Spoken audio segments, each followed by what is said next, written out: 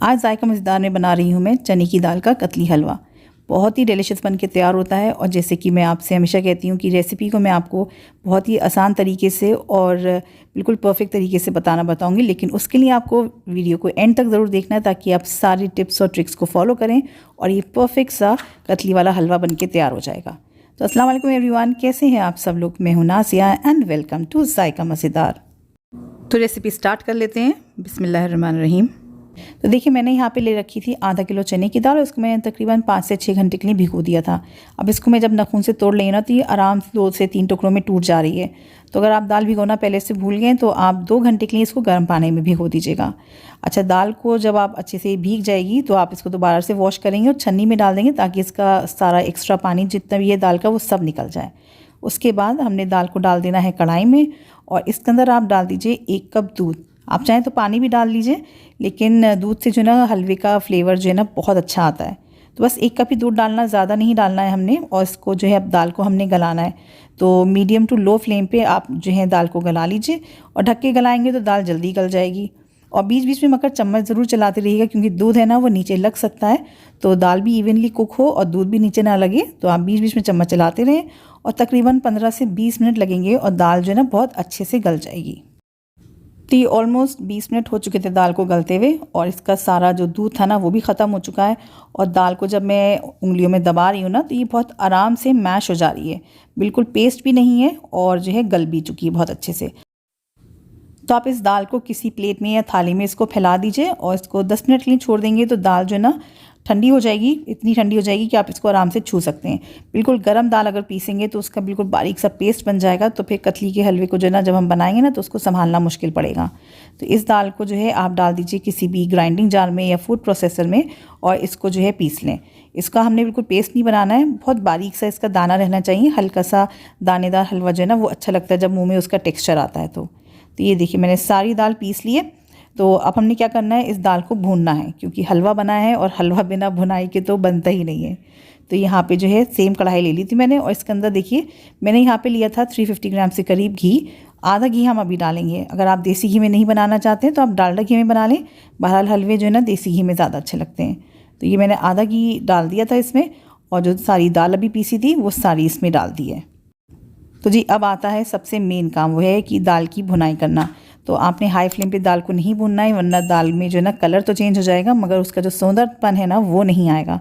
तो medium to low flame पे आपने दाल भूननी है क्योंकि दाल थोड़ी ज़्यादा है, आधा किलो के करीब है। तो इसको भूनने में तकरीबन 40 to 45 मिनट्स लग जाएंगे आपको आराम से। अब भाई जब मज़ेदार सा हलवा खाना है थोड़ी सी मेहनत तो करनी पड़ेगी।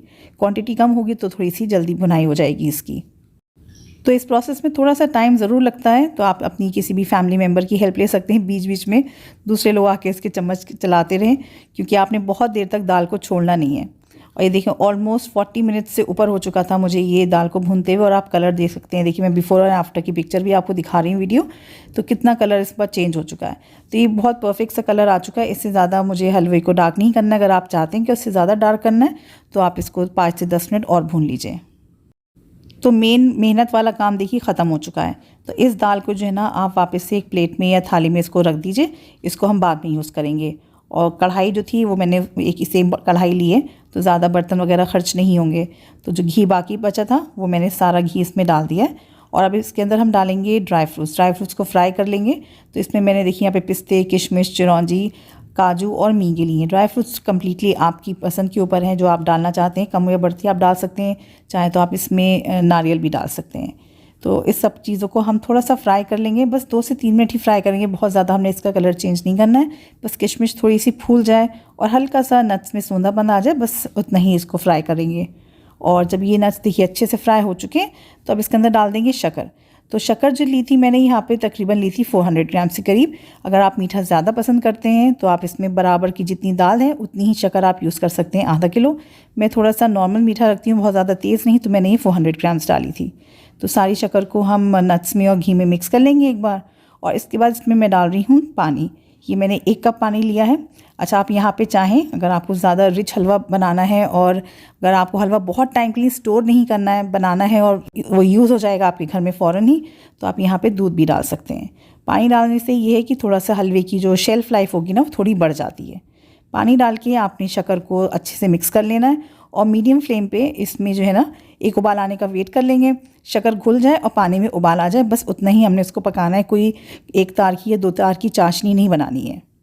देखिए पानी में अच्छे से उबाल आ चुका है और शक्कर पूरी घुल चुकी है। तो इसके अंदर जो अभी दाल भून के रखी थी वो सब इसमें डाल देंगे। और फिक्र मत करें, दाल में कोई गांठें वगैरह नहीं पड़ेंगी क्योंकि दाल में घी है और वो अच्छे से भुनी हुई है। तो जब आप इसको मिक्स करेंगे तो ये धीरे धीरे दाल जो है ना पानी में शक्कर में अच्छे से मेल्ट हो जाएगी, अच्छे से घुल जाएगी। और आप फ्लेम को जो है ना मीडियम रख लीजिए क्योंकि दाल ऑलरेडी पकी हुई है, हमें इसको एक्स्ट्रा पकाना नहीं है। बस इसका जो दाना है दाल का उसको फुलाना है, वो थोड़ा दानेदार सा हो जाए। खुशबू के लिए इसमें जाएगा इलायची पाउडर तकरीबन 1 टीस्पून। और ये मैंने केसर को जो है ना गर्म पानी में भिगो दिया था और थोड़ा सा फूड कलर भी डाला है, बस हलवे को खूबसूरत सा रंग देने के लिए। अगर आप फूड कलर नहीं डालना चाहते हैं तो आप इसको कम्प्लीटली अवॉइड कर सकते हैं।